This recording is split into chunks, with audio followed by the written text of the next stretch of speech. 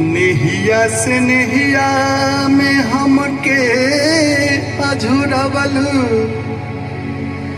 धैली हलू दूसरा के हाथ तोहरा बिना जी के करत बानी साचो कहिले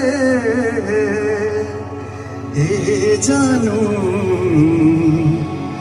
खुद से ही विश्वासघात।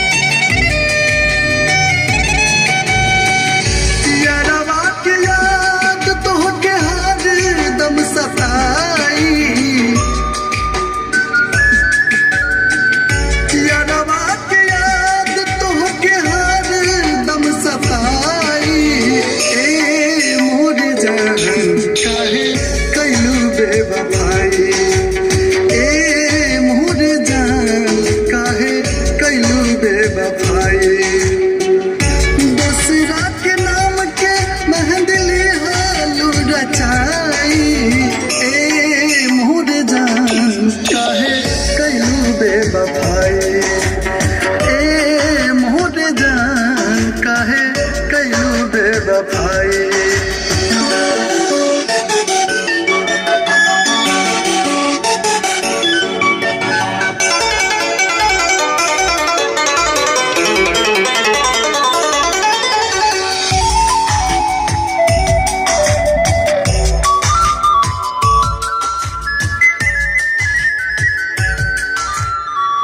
बिना बातियवले हमसे अब नहीं नींदिया अब कैसे मिला तो करार है हर ढोर तो हो रे के जो हिले पुतरिया अब लू नजर ना एक बार है पिंजरा हमार छोड़ के गई